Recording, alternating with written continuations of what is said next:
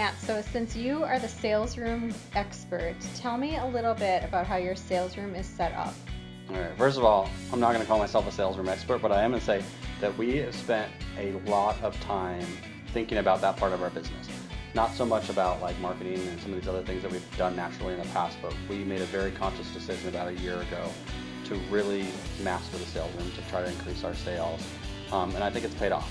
So I'll tell you kind of a little thing, some of the main things that we set up in our sales room, and then you can tell me how yours is set up and if you see some of the similar things.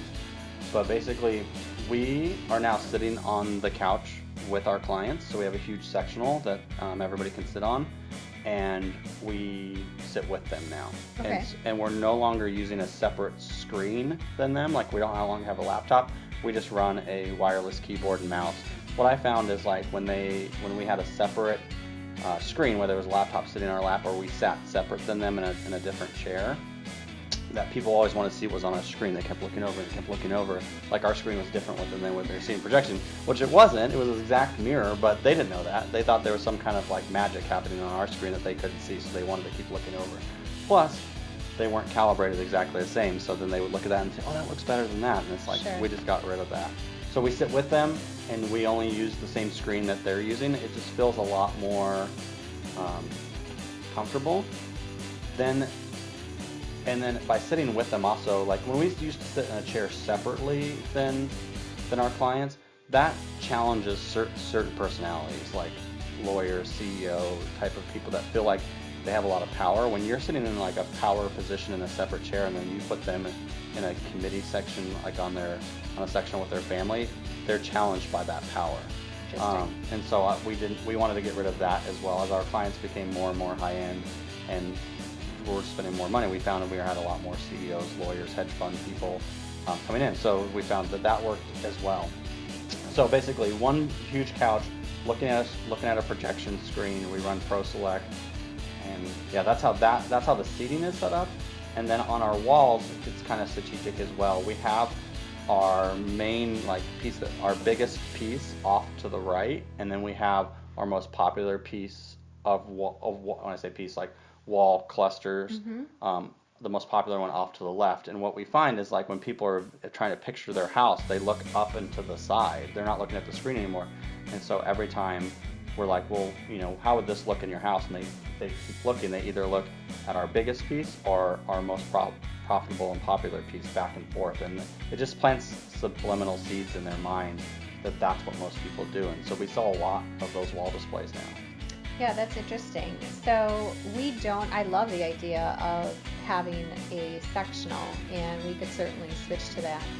Right now we have two chairs separated by a table, mostly so that people can't nudge each other. Right. Hey, shh.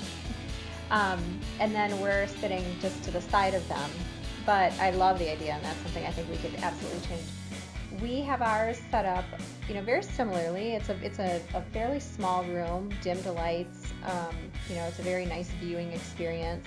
On one side, we have a large piece on the left side, and then right in front to the side of the screen where they can see it, we have our most popular canvas grouping. And their peripheral vision, basically. Yep. And it's on a fairly small wall, so they can see that they don't need this massive wall to do a canvas grouping. And on the other wall, we have a collection of frames and canvases mixed together. And that's really important because it's a question that we get a lot, like, can I mix frames and canvases? And we like to show them that absolutely you can. But the neatest thing I think that we've done that has been really helpful is underneath our screen, we have a piece of furniture. It's like kind of like an armoire, like a half of a council kind of piece, like a chest with drawers and things in it.